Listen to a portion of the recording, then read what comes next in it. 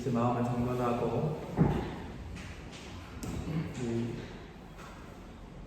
우리를 불러주신 주님 앞에 함께 예배의 자리로 나아가기 원합니다. 함께 우리 시간 묵도하심으로 함께 예배하겠습니다.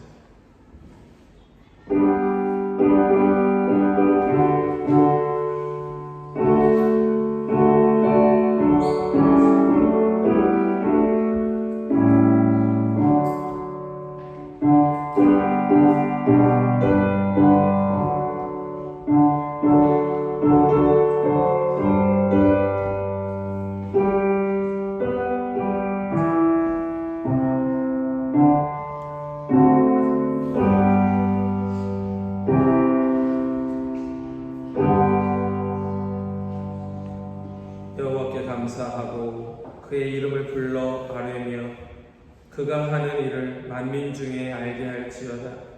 그에게 노래하며 그를 찬양하며 그의 모든 기이한 일들을 말할지어다. 그의 거룩한 이름을 자랑하라. 여호와를 구하는 자들은 마음이 즐거울지로다. 아멘. 어제나 오늘이나 영원토록 변함없이 우리를 사랑하시는 우리 주 하나님 감사합니다. 지난 한 주간 세상에서 사는 동안 저희들과 함께 동행하여 주시고 선하고 의로운 길을 걷게 하여 주심에 감사와 찬송을 드립니다. 또한 오늘 거룩한 주일을 맞이하여 기쁨과 평안 중에 안식하며 하나님께 예배할 수 있도록 우리의 걸음을 인도하여 주시니 또한 감사합니다. 이 시간 우리 가운데 임재하여 주시오 예배하는 모든 성도들에게 감화와 감동을 주시고 우리가 불러드리는 이 찬송과 예배를 하나님 홀로 기쁘게 받아 주시옵시며 우리가 구하는 기도는 하늘 보좌에 상달되게 하여 주시옵소서. 우리 이 모든 마음들이 오직 주님의 마음을 닮아 주님께만 영광 돌리는 거룩하고 복된 인생들 될 수 있도록 주님께서 주장하시고 다스려 주시옵소서. 이 시간 드리는 우리의 찬송과 우리의 경배, 우리 모든 영광 오직 주님께만 올려드리며 우리 주 예수 그리스도의 이름으로 기도하옵나이다. 아멘. 다 함께 일어나셔서 이렇게 찬송가 36장 찬송하겠습니다. 찬송가 36장 통일 찬송가도 36장입니다.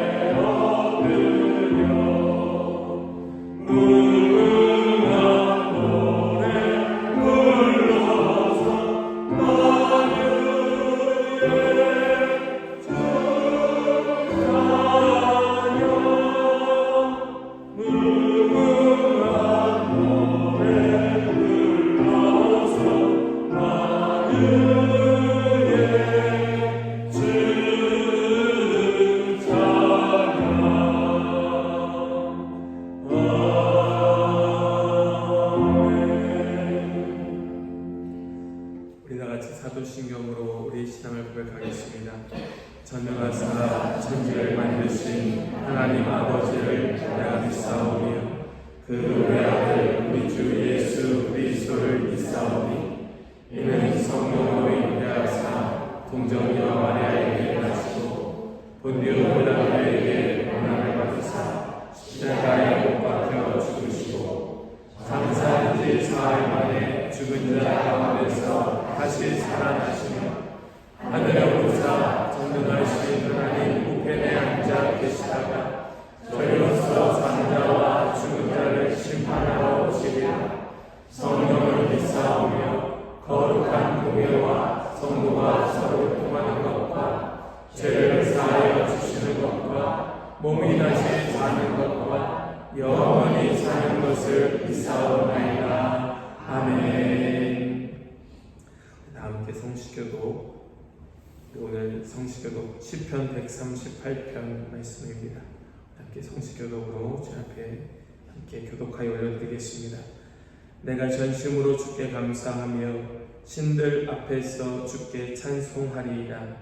내가 주의 성전을 향하여 예배하며 주의 인자하심과 성실하심으로 말미암아 주의 이름에 감사하오니 이는 주께서 주의 말씀을 주의 모든 이름보다 높게 하셨습니다. 내가 간구하는 날에 주께서 응답하시고 내 영혼에 힘을 주어 나를 강하게 하시나이다. 여호와여, 세상의 모든 왕들이 주께 감사할 것은 그들이 주의 입의 말씀을 들음이오며 그들이 여호와의 도를 위하여 것은 여호와의 영광이 크심이니이다. 여호와께서는 높이 계셔도 낮은 자를 보고 살피시며 멀리서도 교만한 자를 아심이니이다. 내가 고난 중에 가릴지라도 주께서 나를 살아나게 하시고 주의 손을 펴사 내 원수들의 분노를 막으시며 주의 오른손이 나를 구원하시리이다. 여호와께서 나를 위하여 보상해 주시리이다. 여호와여, 주의 인자하심이 영원하오니 주의 손으로 지으신 것을 버리지 마옵소서. 아멘. 우리 다 함께 고백의 기도로 주님 앞에 올려드리기 원합니다. 함께 기도하겠습니다. 낮에는 푸른 기둥으로 밤에는 불기둥으로 택한 백성들을 인도하여 주시는 하나님, 돌아보니 저희들의 삶은 실수투성이의 삶이었음을 고백합니다. 형제를 비방하며 하나님을 원망하는 일도 있었고 다른 사람의 말을 끝까지 얻어주지 못하여 오해를 만드는 일도 있었습니다. 조급하게 행동하여 다른 이에게 상처를 주기도 하였고 성내는 것이 하나님의 의를 이루지 못한다는 것을 잘 알면서도 우리의 언어에는 늘 분노와 섭섭함이 묻어 있었습니다. 이 모든 것이 연약하고 성숙하지 못했던 우리들의 잘못이었음을 부끄럽지만 다 고백합니다. 오 하나님, 말과 표현들로 인하여 드러난 우리의 죄를 용서하여 주옵소서. 우리 입술에 파수꾼을 세워주셔서 이제부터는 저희들의 말과 표현에 실수가 없게 해주시고 오직 사랑으로 섬기며 높여주고 세워주는 성도되게 하옵소서. 예수님의 이름으로 이 고백의 기도를 드립니다. 아멘. 그들이 듣고 혹시 각각 그 악한 길에서 돌아오리라. 그리하면 내가 그들의 악행으로 말미암아 그들에게 재앙을 내리려 하던 뜻을 돌이키리라. 아멘. 다 함께 자리에 앉으시겠습니다. 우리 찬송가 331장 함께 찬송하기 원합니다. 331장 통일 찬송가는 375장입니다.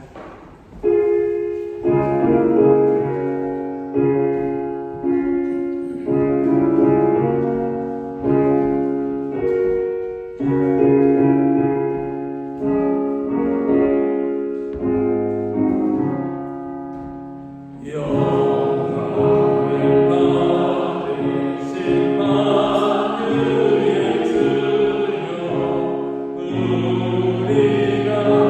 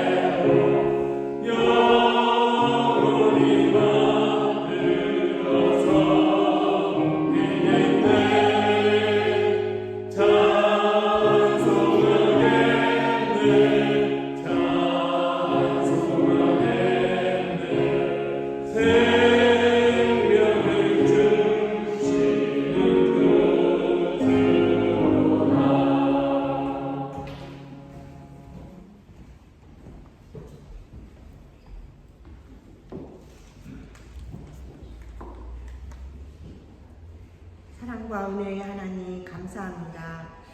메마르고 거친 광야 같은 세상 속에서 때때로 심령이 상하고 세상에 물들어 늘 피곤했던 지난 날들을 회상해 봅니다.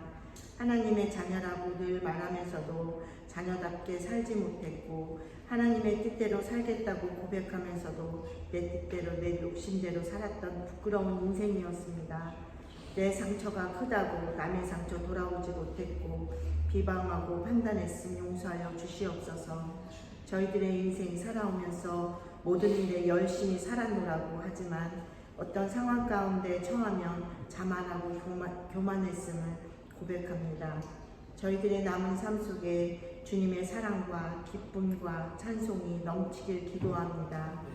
저희들의 가정이 하나님과의 관계 회복이 온전히 이루어질 수 있도록 인도해 주옵시고 마음보다 이 시간 예배드리는 한빛 성도들을 주님의 사랑의 손길로 만져주시고 주님을 만나는 기쁨을 누리는 시간 되게 하옵소서.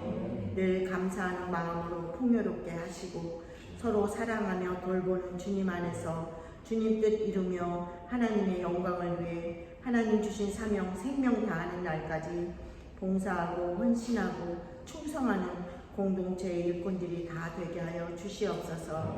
오직 그의 나라와 의를 먼저 구함으로 하나님을 의지하고 경외하는 믿음으로 있을 때 이 모든 것을 더하여 주시는 하나님, 이 한빛교회가 하나님께서 비춰주시는 생명의 빛으로 반할 줄 믿습니다.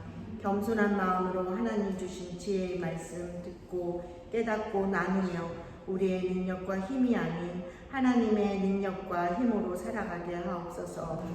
가정에 크고 작은 문제들이 있습니다. 개인적인 어려운 문제들이 있습니다. 교회에서 맡은 직분들, 이 모든 것 하나님께 내려놓고 겸손히 간절하게 기도할 때 성령으로 만져주셔서 저희들을 다스려 주시옵소서. 유초동부, 청소년부, 청년부, 교회의 지체로 세우신 하나님의 자녀들, 오늘도 하나님의 말씀으로 충만함 받게 하여 주시옵시고 위로부터 내려주시는 기쁨과 평강과 소망과 사랑이 넘쳐나는 귀한 공동체의 삶을 살아가게 하여 주시옵소서. 약한 자에게 힘이 되게 하여 주시고 좌절한 자에게 희망이 되게 하시며 나누고 돕는 일에 높여주는 일에 최선을 다하는 하나님의 자녀들이 되게 하여 주옵소서. 사랑의 하나님, 이 시간 하나님의 말씀을 대언하시는 목사님께 영육간의 강건함과 성령 충만함으로 허락하여 주심을 감사드립니다. 주님의 도우심과 보호하심과 인도하심이 늘 함께하여 주셔서 부르짖어 눈물로 기도하실 때에 들어 응답하여 주시옵소서. 주님의 권능으로 사로잡아 주셔서 주님의 영광만이 드러내는 목사님으로 세워 주시옵소서. 오늘도 주님의 사랑받는 자녀들이 주님을 높여드리며 서로 사랑하고 섬기는 일에 부족함이 없도록 인도하여 주시옵시고 깨닫는 주님의 말씀으로 새롭게 하여 주옵시고 승리하는 한 주간 되게 하여 주시옵소서. 감사드리오며 이 모든 말씀 예수 그리스도의 이름으로 간절히 기도드렸습니다. 아멘.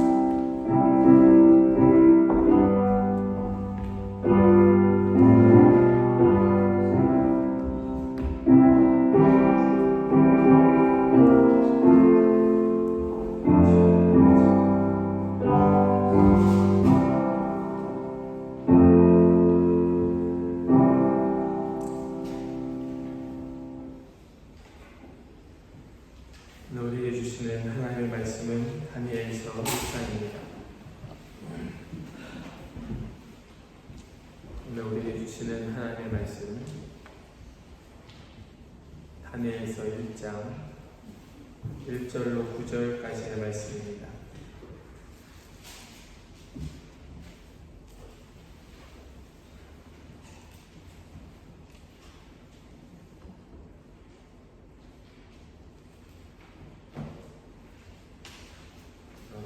구약성경 1231페이지 정도에 있습니다. 다니엘서 1장 1절부터 9절까지의 말씀 우리 한 절씩 기도하겠습니다. 유다 왕 여호야김이 다스린 지 3년이 되는 해에 바벨론 왕 느부갓네살이 예루살렘에 이르러 성을 에워쌌더니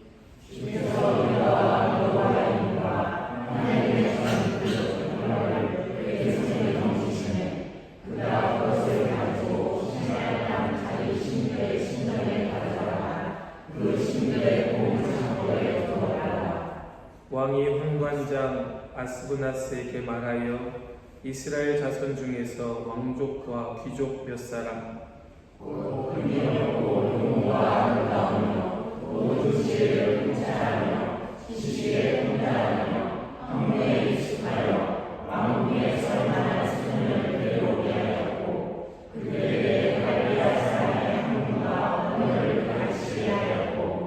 또 왕이 지정하여 그들에게 왕의 음식과 그가 마시는 포도주에서 날마다 쓸 것을 주어 3년을 기르게 하였으니 그 후에 그들은 왕 앞에 서게 될 것이더라.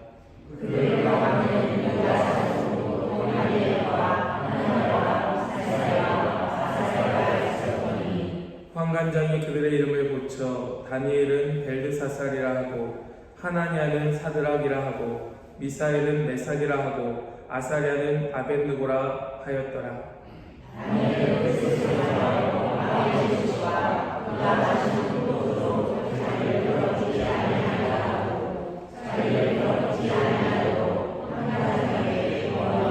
함께 읽겠습니다. 하나님이 다니엘로 하여금 환관장에게 은혜와 긍휼을 얻게 하십니다.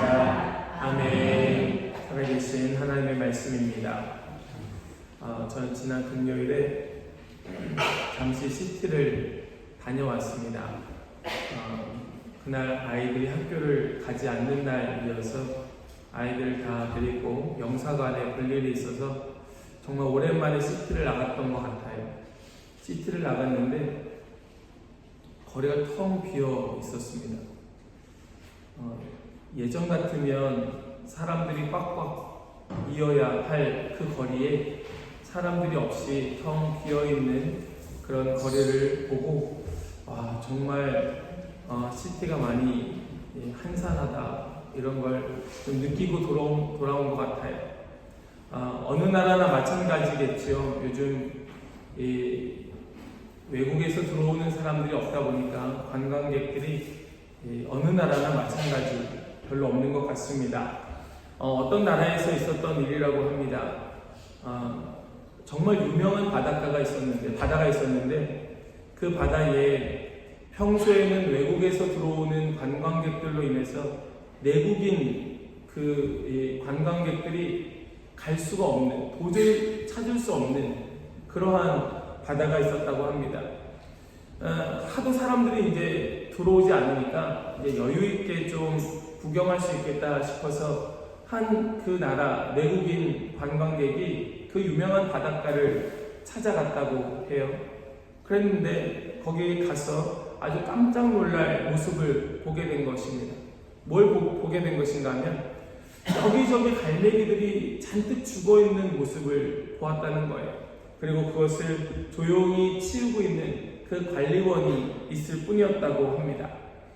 이 사람이 그것을 보고 도대체 이게 무슨 일인가 싶어서 그 관리원에게 가서 물어봤더니 관광객들이 더 이상 오지 않아 생긴 일이라 이렇게 말하는 것이에요. 그게 무슨 말인가 들어봤더니 하도 많은 관광객들이 와서 그 갈매기들에게 먹이를 주다 보니까 이것저것 먹을 걸 주다 보니까 더 이상 갈매기들이 먹을 것을 찾아 날지 않고 물고기를 사냥하지 아니하고 그거에만 의존하게 되었다는 겁니다. 더 이상 관광객들이 그 바다를 찾지 않게 되니까 그 중에 일부 어떤 갈매기들은 그냥 그 해변만 휘휘 날다가 결국 굶어 죽어 떨어지고 말았다는 것이 그 관리원의 이야기였던 것이죠.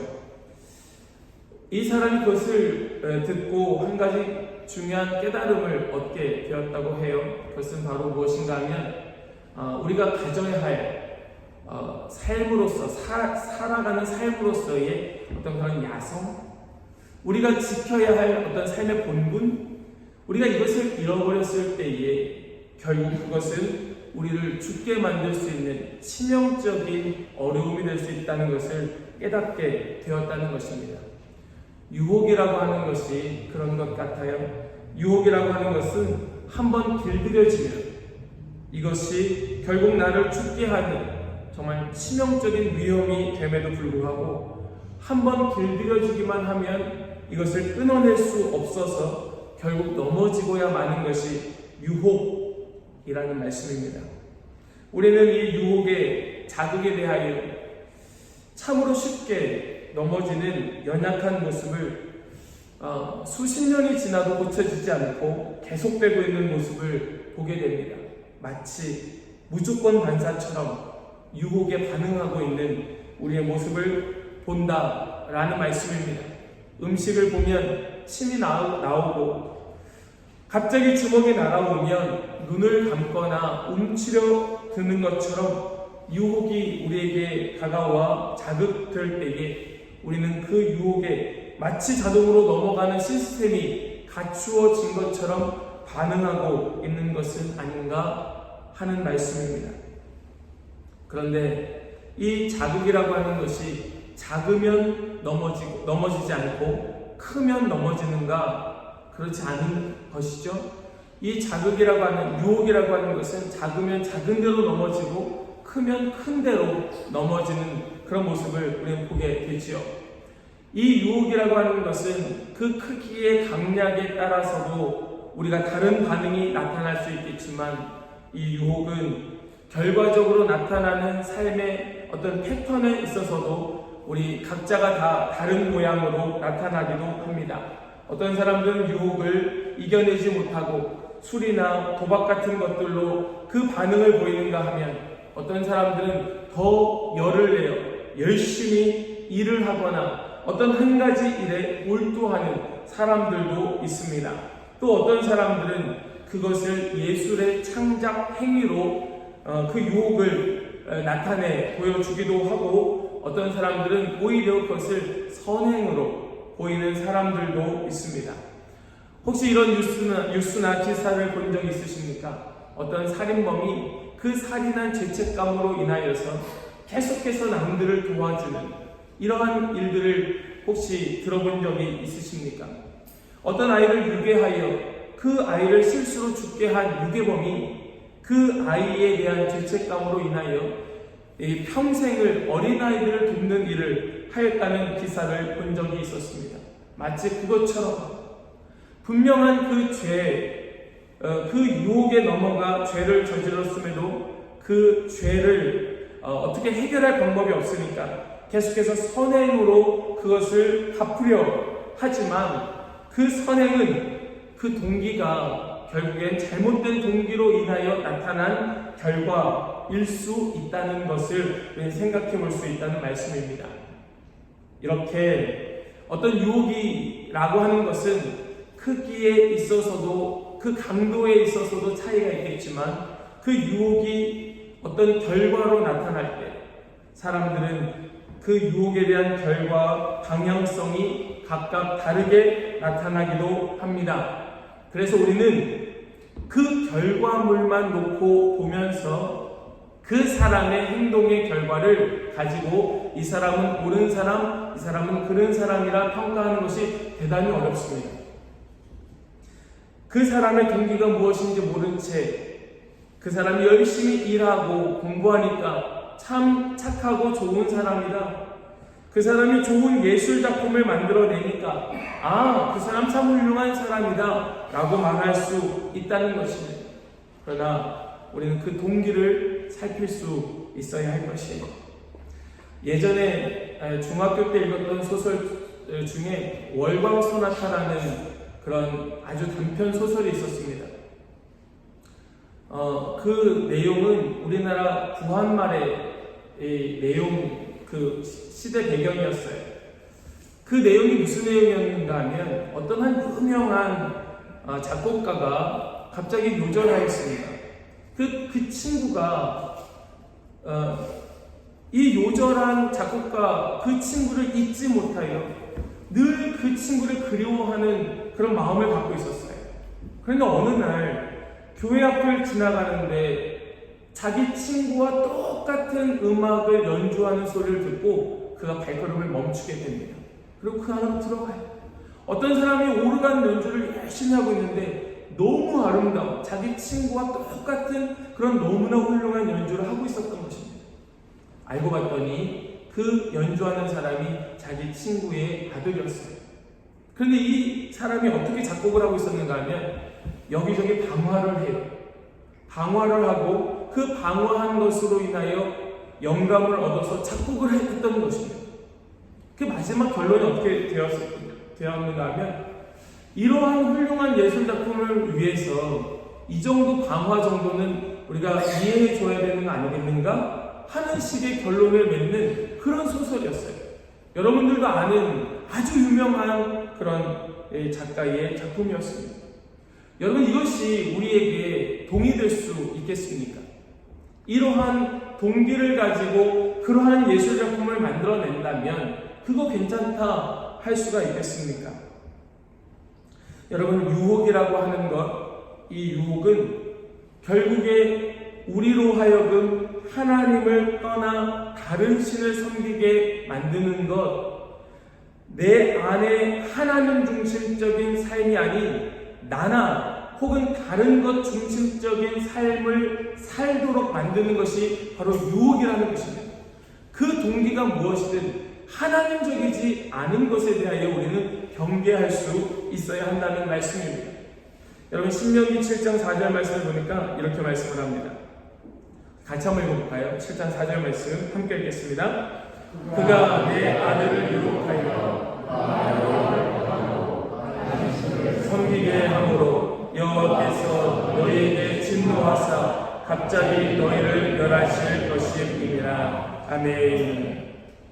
우리 이 말씀을 기억하면서 오늘 본문으로 들어가려 합니다. 유혹이라고 하는 것, 결국 여호와를 떠나고 다른 신들을 섬기게 하는 것입니다. 그 결과가 어떠하든 그 결과에 주목하는 것이 아니라 그 결과가 설령 우리가 볼 때에 좋은 결과로 나타난다 할지라도 결국 그 유혹에 넘어가는 그 자는 하나님을 떠나 다른 신들을 섬기게 만드는 것이므로 어느 날 갑자기 하나님의 진노가 임할 수 있다는 사실을 기억하면서 우리 오늘 본문 속으로 함께 들어가 보기 원해요. 여러분, 우리가 이 유혹을 이긴다는 것, 어쩌면 이제 우리 성도님들처럼 어느 정도 나이 지긋하셔서 웬만한 유혹에 흔들리지 않는 경지에 오른 분들 분명히 우리 가운데 계시겠지만 비교적 젊은 사람들에게 있어서는 이 유혹이라고 하는 것을 이기는 것은 참 쉽지 않습니다. 오늘 본문 속에 등장하고 있는 이 젊은이들 역시 굉장히 어린 나이의 젊은이들이었어요. 그러나 이들은 다른 모습을 우리에게 보여주고 있습니다. 이 4명의 젊은 청년들, 그들의 이름은 다니엘과 하나냐와 미사엘과 아사랴였습니다. 이 4명의 젊은 청년들은 그 유혹에 넘어가지 아니하고 자신들을 지키겠노라, 더럽히지 않겠노라 결정한 자들이었습니다. 예루살렘을 침공했던 바벨론이 그 땅에 아주 유수한 젊은이들을 포로로 많이 끌고 갔어요. 오늘 말씀해 보니까 그 사람들은 왕족과 귀족과 흠 없는 용모가 아름다운 또 지혜를 통찰하며 지식에 통달하며 학문에 익숙하여 왕궁에 살만한 소년들을 따로 세웠습니다. 그러니까 어떤 자들을 데리고 갔는가 하면 왕족, 귀족, 흠없고 용모가 아름답고 지혜와 지식에 아주 통달하며 그리고 왕궁에 살만한, 여기 이 왕궁에 살만한 이라는 말씀의 의미는 그 외모에 있어서 아무런 흠이 없는 자, 상처나 어떤 다쳐서 혹은 선천적으로 그 몸에 이상이 없는 그러한 아주 완벽한 자들이 바로 끌려갔던 포로들이었습니다. 그리고 그 중에서 선별된 자들이 다니엘과 하나냐와 미사엘과 그리고 아사랴였던 것이었어요. 왕들은 이들에게 특별한 명령을 내렸습니다. 어떤 명령을 내립니까? 갈대아 사람의 학문과 언어를 가르치게 하였습니다. 그리고 왕이 먹는 음식과 그가 마시는 포도주를 내주며 그들에게 날마다 쓸 것을 제공하여 3년 동안 그들을 따로 구별하여 길렀습니다. 여러분, 그들은 분명히 잡혀온 노예였습니다. 당장 죽어도 아무런 할 말 없는, 말할 수 없는 노예들이었습니다. 그들에게 지금 주어지는 제한은 결코 나쁜 제한이 아닙니다. 왕의 음식과 그가 마시는 포도주, 그거는 굉장히 큰 상이었습니다. 여러분, 여기 왕의 음식과 그가 마시는 포도주라는 것은 단순한 음식을 말하는 것이 아닙니다. 이것은 왕과 함께할 만한 자격이 있음을 보여주는 그런 말씀이에요. 만약에 우리 가운데 날마다 대통령과 함께 음식을 먹고 마시는 분이 계신다면 아마 우리 중에 굉장히 특별한 분으로 존경을 받을 수 있을 것입니다. 우리 중에 날마다 아주 고급 호텔에 가서 아침, 점심, 저녁을 식사하는 분이 계신다면 우리는 그분을 꽤나 부러워할 수 있을 것이에요. 마치 그런 것처럼 이 왕의 음식과 그가 마시는 포도주라고 하는 것은 내가 얼마나 높은 사람인가, 내가 얼마나 왕의 인정을 받을 사람인가, 내가 얼마나 승승장구할 수 있을 만한 사람인가를 보여주는 아주 특별한 것임에 틀림이 없었습니다. 이것은 그저 단순히 음식을 말하는 것이 아니에요. 음식이라고 하는 것은 바로 은유였습니다. 상징이에요.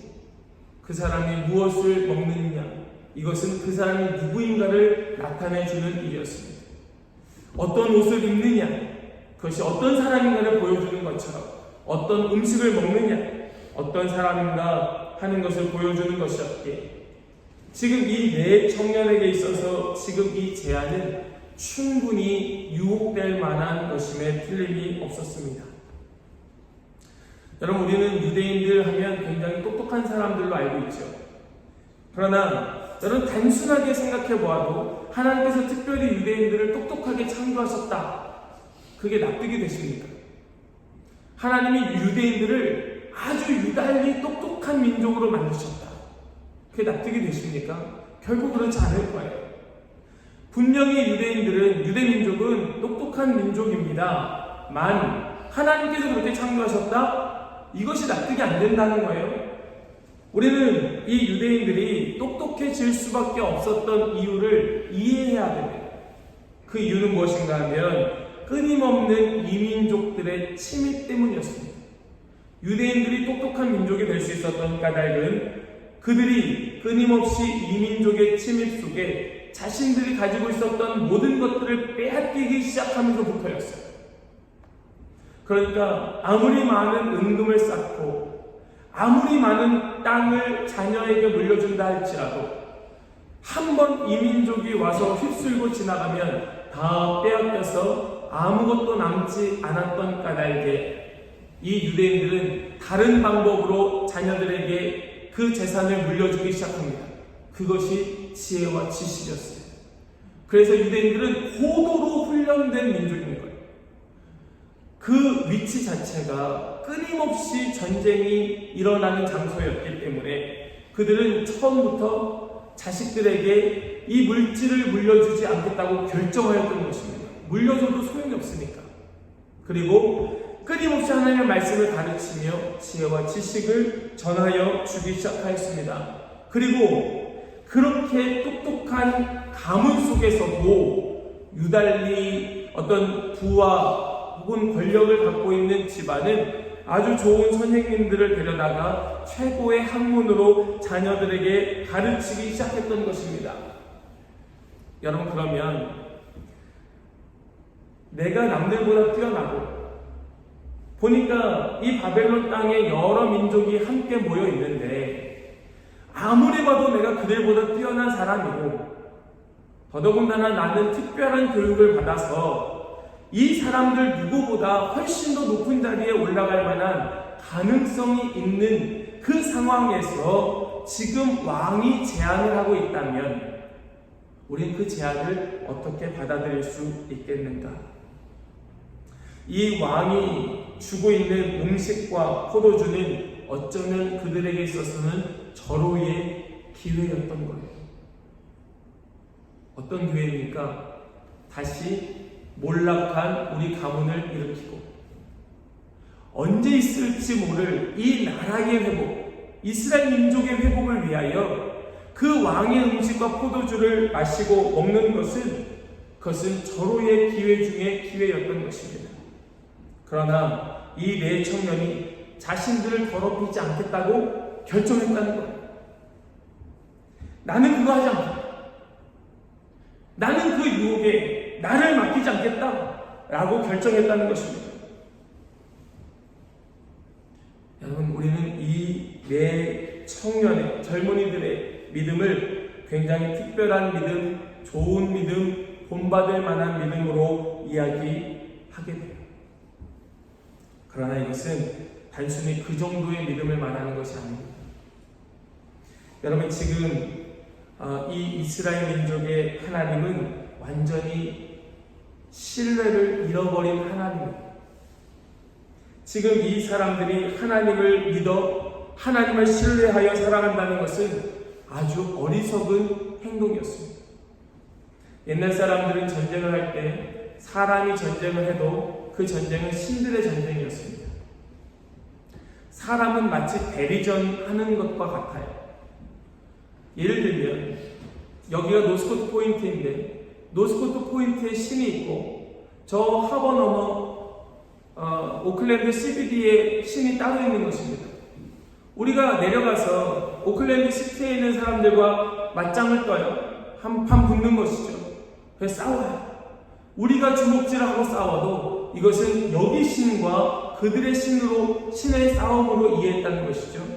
그래서 우리가 이기면 그 신이 패한 것이고 우리가 지면 그들의 신이 이긴 것으로 여겼던 것입니다.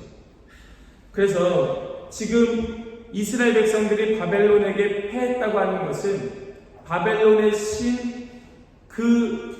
바벨론의 신에게 하나님, 여호와 하나님이 완전히 패했다는 것을 말하는 것입니다. 열왕기하 18장 말씀을 보면 이런 말씀이 있습니다. 18장 33절 말씀에 민족의 신들 중에 어느 한 신이 그의 땅을 아수르 왕의 손에서 건진 자가 있느냐?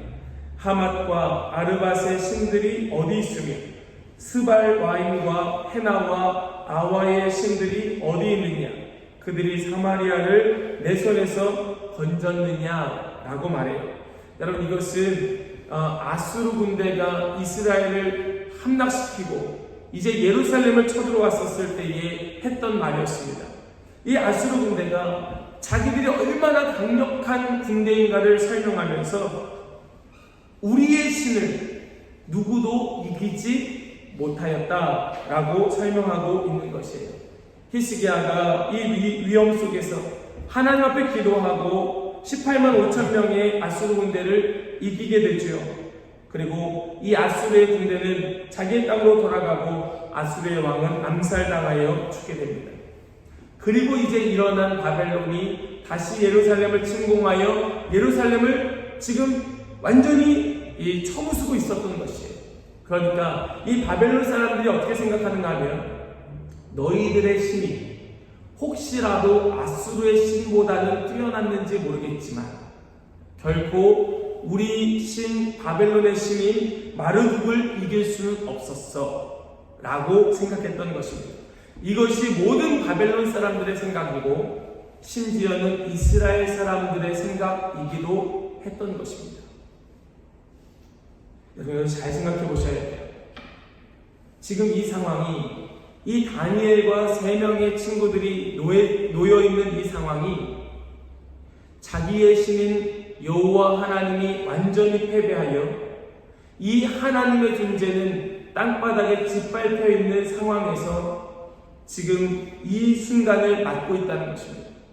바벨론의 신이 얼마나 강한 신이었는가? 오늘 말씀의 시작은 이렇게 말합니다. 우리 오늘 본문 1절과 2절 말씀 같이 한번 읽겠습니다. 시작. 유다와 3년이 되는 해에 바벨론 왕 느부갓네살이 예루살렘에 이르러 성을 에워싸더니 주께서 유다 왕 여호야김과 하나님의 전 그릇 얼마를 그의 손에 넘기시매 그가 그것을 가지고 신할 땅 자기 신들의 신전에 가져다가 그 신들의 보물 창고에 두었더라.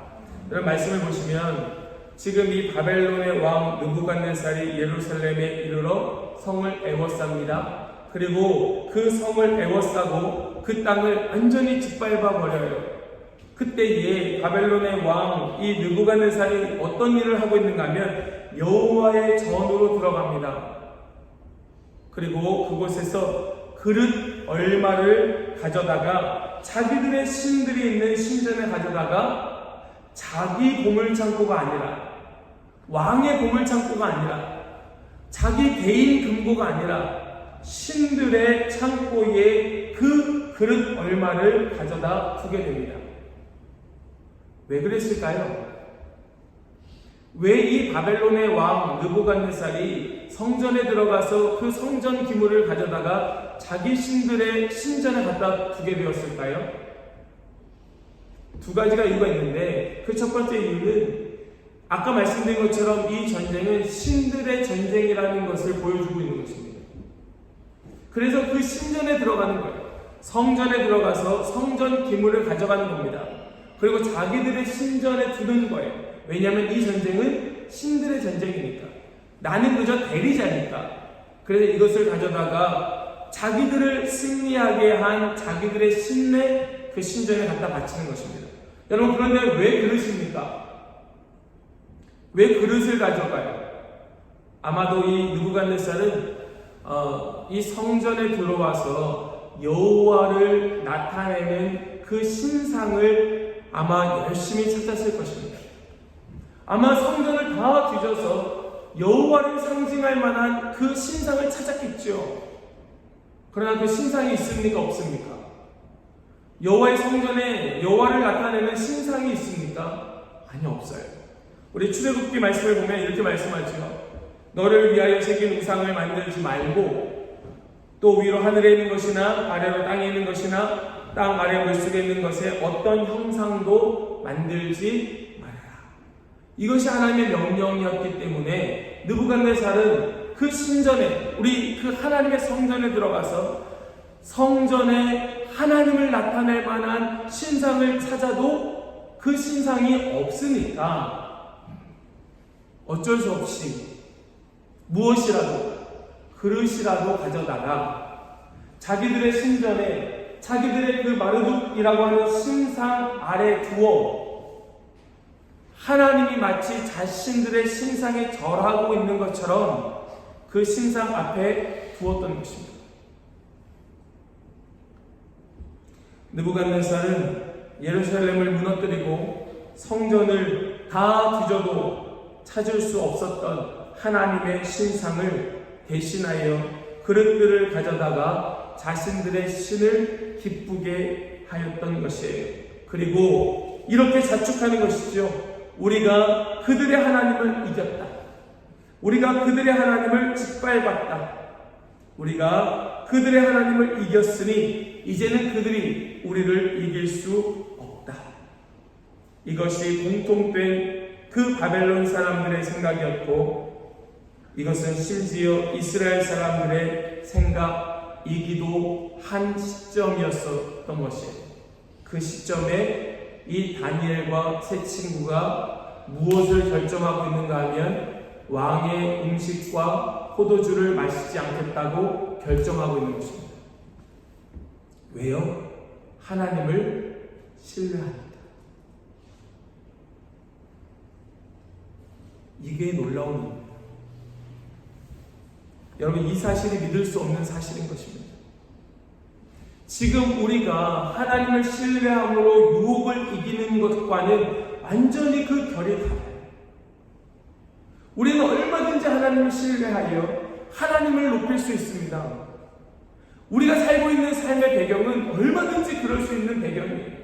그러나 이 시대에 이 상황은 그렇지 아니하였습니다. 지금 이 다니엘과 세 친구는 완전히 하나님이 그 땅에 짓밟혀 버린 상황에서 하나님은 이미 이스라엘을 버렸고 하나님은 이미 패하였고 이 바벨론의 신에게 쫓겨가 지금 어디 계신지도 알 수 없는 상황에서 여전히 하나님을 신뢰하겠다고 결정하고 있었던 것입니다. 여러분, 우리에게 이러한 믿음이 있는가? 여러분, 우리에게 이러한 모습이 있는가? 이 무슨 이상하고 해기망측한 일입니까? 이 다니엘과 세 친구, 이들은 이름도 바꿨습니다. 이 바벨론의 이름을 가졌어요. 말씀을 보니까 벨드사살, 사드락, 메삭, 아벳느고라고 하는 바벨론식 이름을 가졌습니다. 그리고 그 이름으로 불려요. 그들은 이 바벨론의 학문을 배웠습니다. 그 나라의 언어를 배워서 그 나라의 언어로 말을 하고 있었습니다. 그럼에도 불구하고 그 음식을 막 먹지 않겠다고 결정하는 것입니다. 그것은 마치 그들에게 있어서는 결코 넘을 수 없는 마지막 포로와 같았던 것입니다.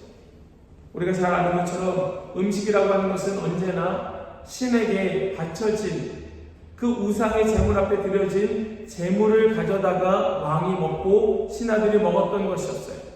그래서 그들은 그것을 결코 먹을 수 없다고 결정했던 것입니다. 그 기회를 잃어버리고 있었던 것입니다. 그 기회를 놓치고 있었던 것입니다. 그리고 그들은 그것을 자신들의 신앙, 믿음이라고 말하고 있었던 것입니다. 오늘 말씀 속에서 그들이 그렇게 자신들의 신앙을 결정할 수 있었던 비밀이 숨겨져 있습니다. 그리고 오늘 본문 2절 말씀을 다시 한번 읽기 원해요.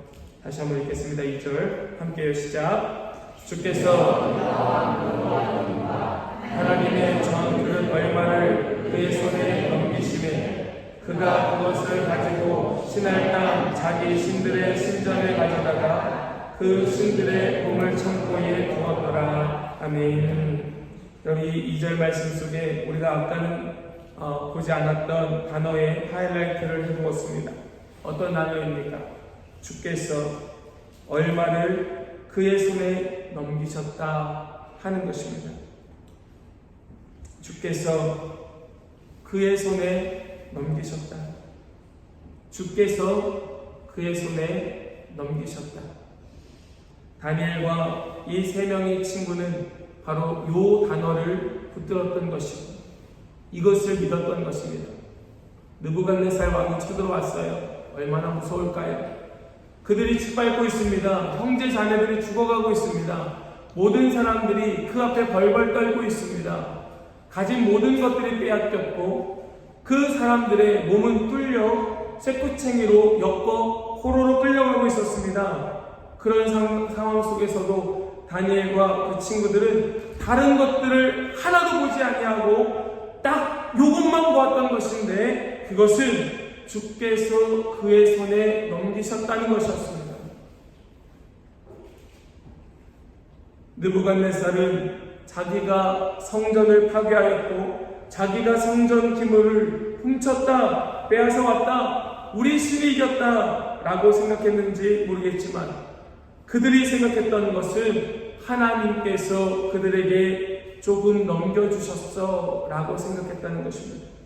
하나님이 패한 것이 아니라 하나님께서 빼앗기신 것이 아니라 하나님께서 그들의 굴복하신 것이 아니라 하나님께서 그들에게 넘기셨어.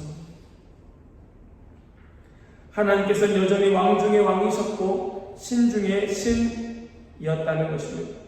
다니엘과 세 친구가 담대하게 자신의 뜻을 정할 수 있었던 까닭은 그들이 가진 외모, 용모, 지식, 그들이 갖고 있었던 어떤 성품, 인격이 아니라 그들이 그렇게 담대할 수 있었던 것은 그들의 지식이 뛰어남도 아니라 왕궁에 설 만한 그런 사람이었기 때문이 아니라 그들이 담대할 수 있었던 까닭은 지금도 여호와 하나님께서 살아계시고 역사하시고 온 땅의 주인 되시기 때문이라고 하는 믿음 때문이었다는 것입니다.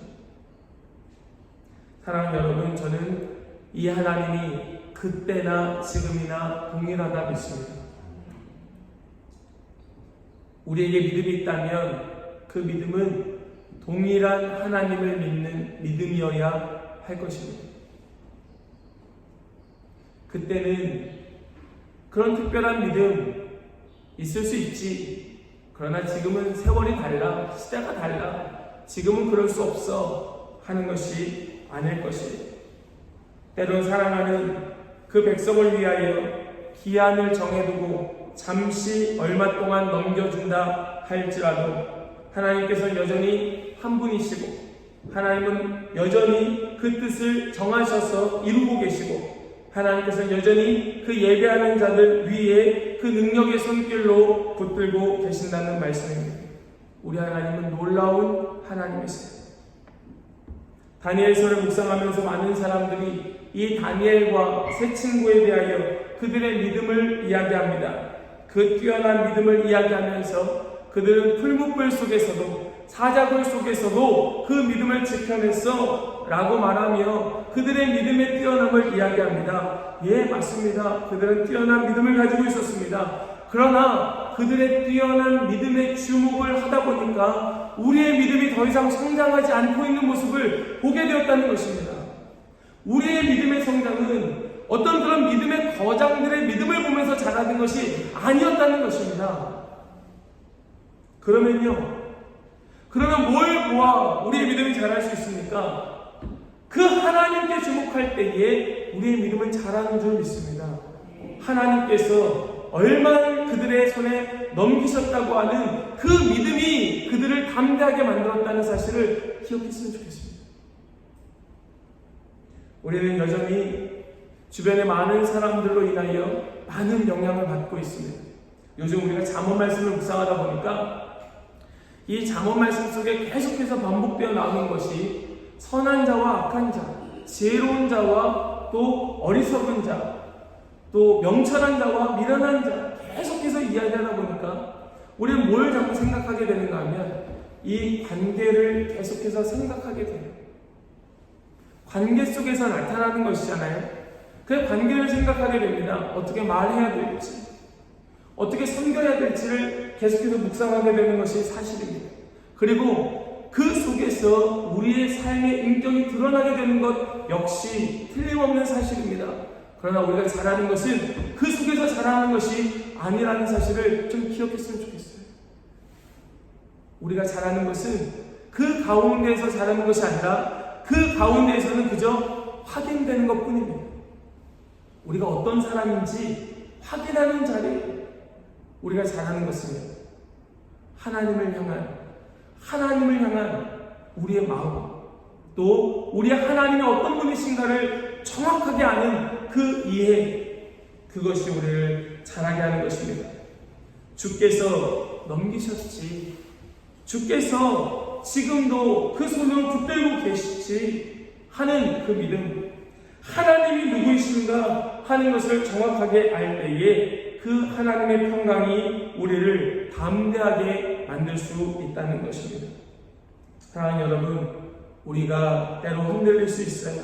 유혹에 우리의 마음이 흔들릴 수 있습니다.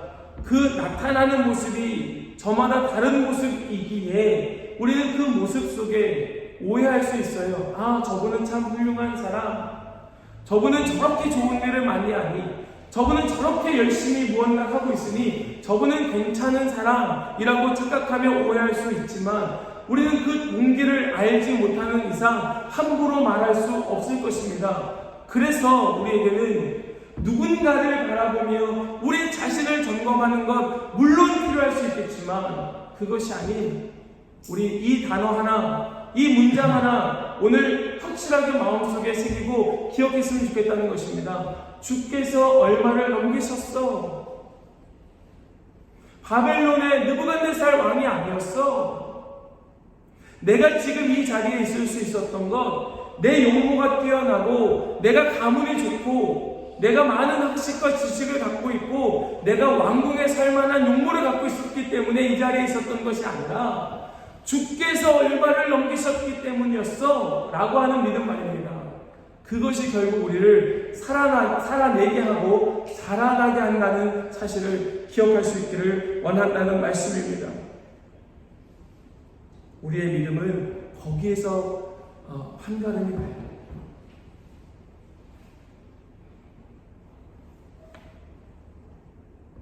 사랑하는 여러분, 오늘 말씀의 결론을 읽기 원합니다.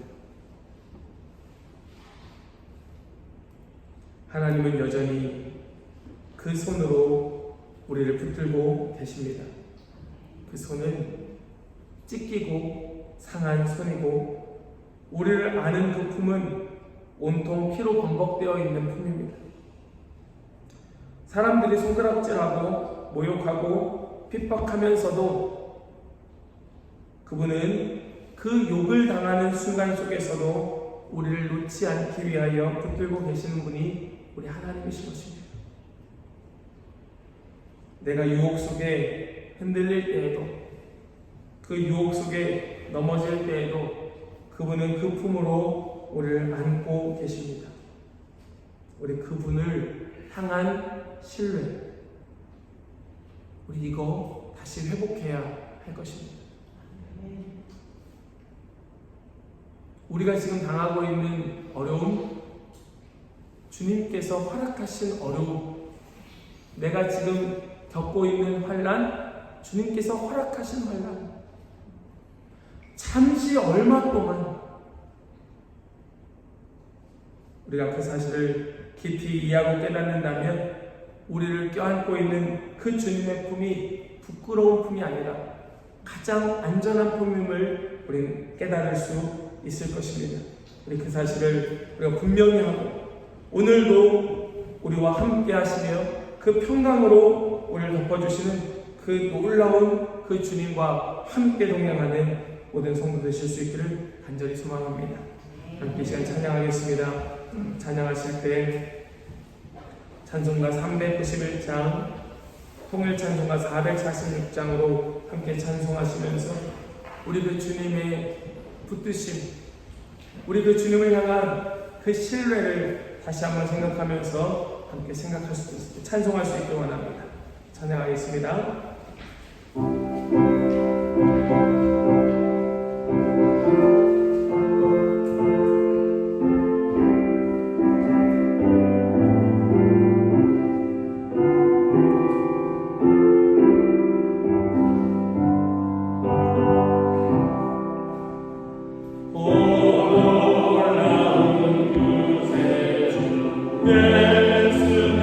주, 장능력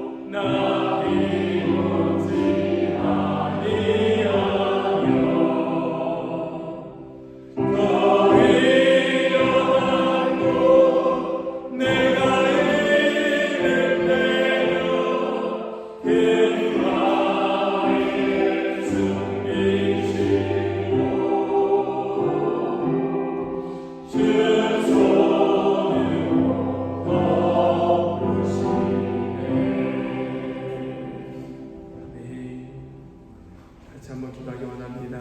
기도하실 때 우리 오늘 말씀 기억하면서 함께 기도하실 때에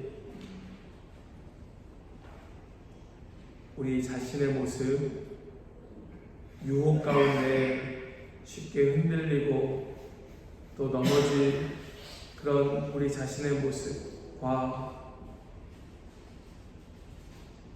하나님을 믿는다고 하면서도 그 믿음 가운데 쉽게 흔들리고 있는 우리의 연약한 모습을 우리 이 시간 주 앞에 가만히 고백하면서 기도했으면 좋겠습니다.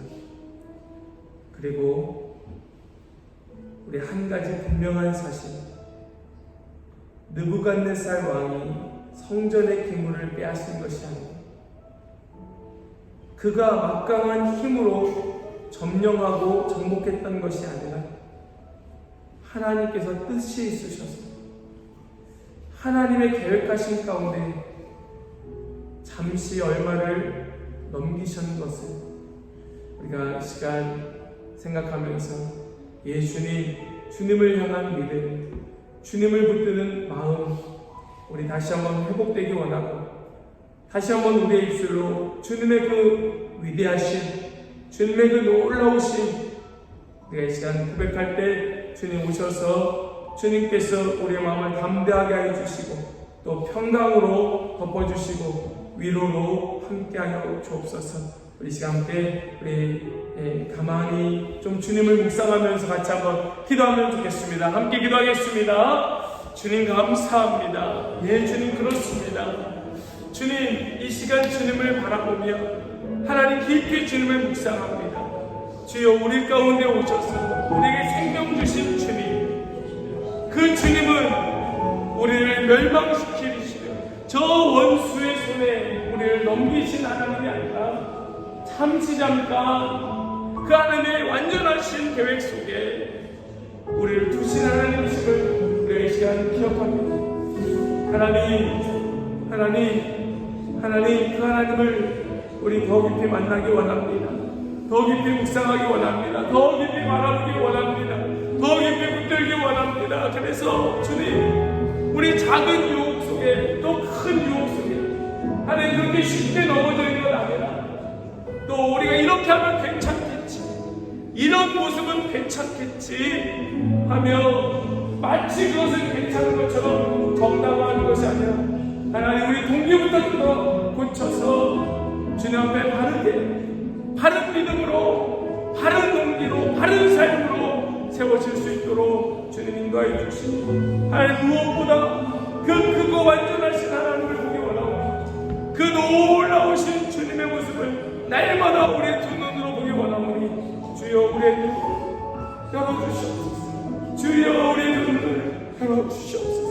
주여 주님께서 아버지 이 연약한 인생들 속에서도 주님의 뜻이 있으시다면 주여 이 오늘한 하나님의 말 속에서도 주님 계획하심이 있으시다면 주님 사용하여 주시고 주님 이루어 주옵소서. 주님 그 뜻을 이루시옵소서. 주님 뜻을 이루어 주옵소서.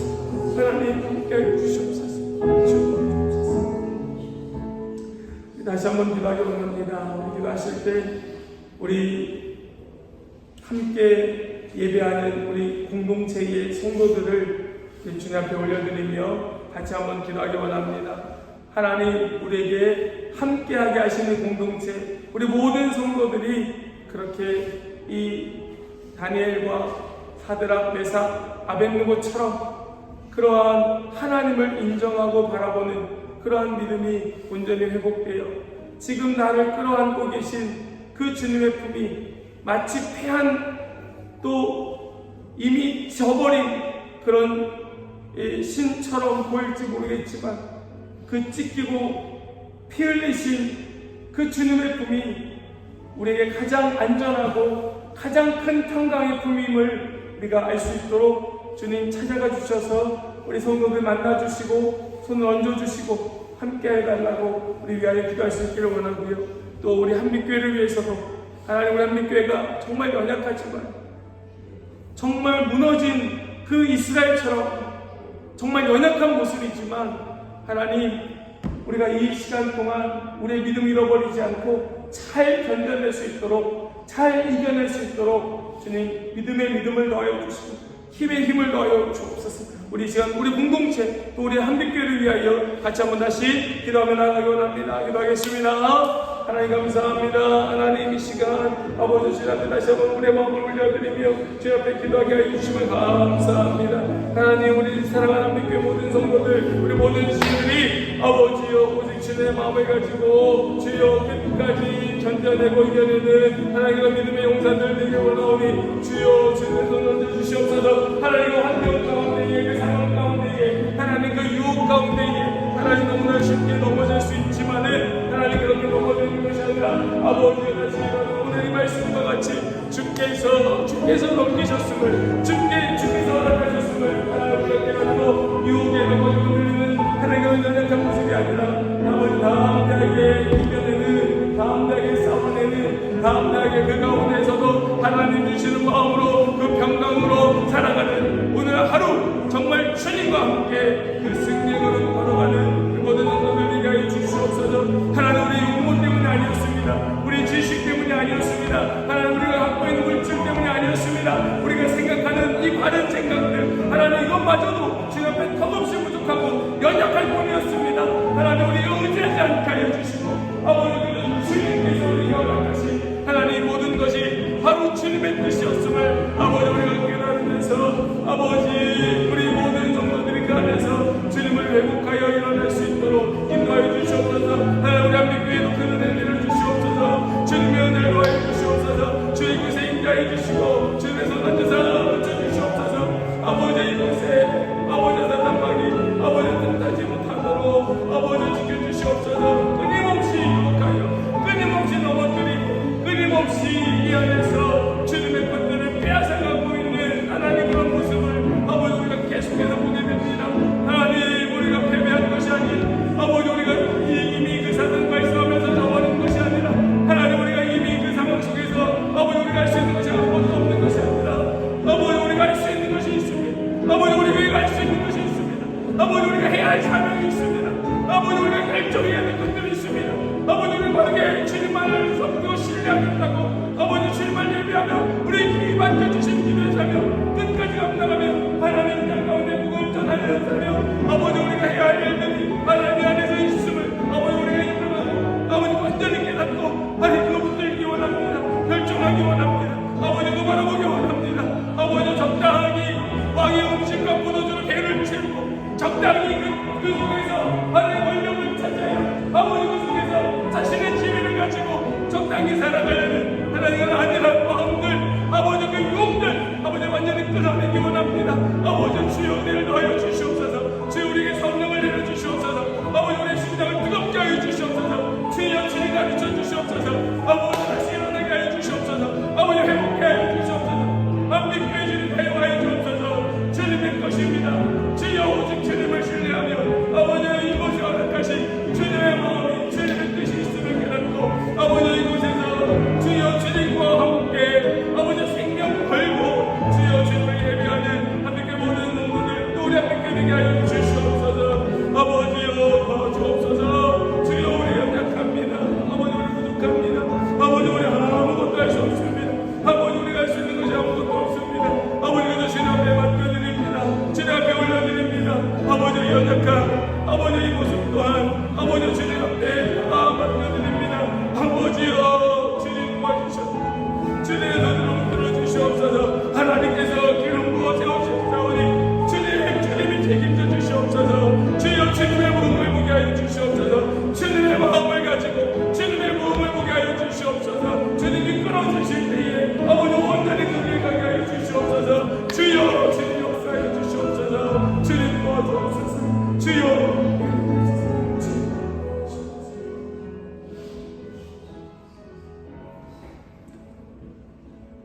하나님 감사합니다. 연약한 인생 완전히 짓밟힌 인생 이제는 누구도 도와줄 수 없을 것 같고 마치 하나님마저도 떠나버린 것 같은 그런 인생 그럼에도 불구하고 사랑하셔서 붙들어 주시고 많은 오해와 또 손가락질 속에 여전히 우리와 함께 하시는 주님은 결코 패한 것이 아니었고 주님은 여전히 승리자시고 주님은 여전히 통치자시고 주님은 여전히 우리의 주인 되심을 다시 한번 말씀을 통하여 깨닫게 하여 주심을 감사합니다. 하나님, 우리 그 주님을 바라보고 붙들며 주께서 넘겨주셨음을, 주님께서 허락하셨음을 우리가 깨닫고 그 작은 유혹 속에서 자꾸 마음 빼앗기고 자꾸 넘어지고 실수하고 또 이렇게 하면 괜찮겠지, 이렇게 나타나고 이렇게 보여지면 내 동기가 숨겨지겠지 하면서 적당히 연기하고 그렇게 위장하여 살아가는 인생들이 아니라 끝까지 주님 신뢰하고 끝까지 주님 바라보고 붙들면서 주님만 인정하는 그 안에서 담대함과 참 평강을 누리는 그런 우리 모든 성도들 되게 하여 주시옵소서. 주여, 우리에게 주님의 도움이 필요합니다.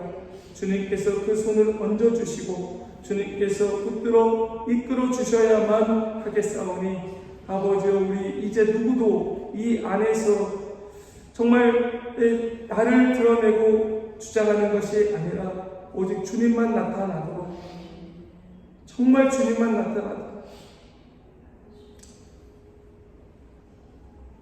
주님 앞에 선자부터 겸손하게 다시 한번 마음 주님 앞에 올려드리며 겸손히 엎드리는 그런 목사 되게 하여 주시고 그런 우리 한빛교회 성도들 다 되게 하여 주시옵소서. 하나님, 이 다니엘과 세 친구들이 끝까지 자신의 믿음을 지키며 그 수많은 죽을 고비와 어려움 속에서도 하나님을 절대 포기하지 않았던 것은 하나님께서 그들을 포기하지 않으셨음을 그들이 믿기 때문이었음을 우리가 인정합니다. 주여, 우리도 절대 우리를 포기하지 아니하시고 이 공동체, 우리 교회 포기하지 아니하시는 그 하나님만 붙들고 하나님만 신뢰하는 그런 공동체, 그런 한빛교회 되게 하여 주시옵소서. 주님께서 허락하신 그 안에서 오직 주님만 예배하겠습니다. 오직 주님만 높이겠습니다. 그리고 주신 사명 끝까지 순종하며 감당하겠습니다. 우리 그 안에서 하나님 마음껏 누리며 주님과 함께 교제하겠습니다. 하나님, 그런 우리 모든 성도들의 삶이 되도록 주님 이끌어 주시옵소서. 믿고 감사 찬송 올려드리며 우리 주 예수 그리스도의 이름으로 기도하옵나이다. 아멘. 다 함께 일어나셔서 주기도송 찬송하겠습니다.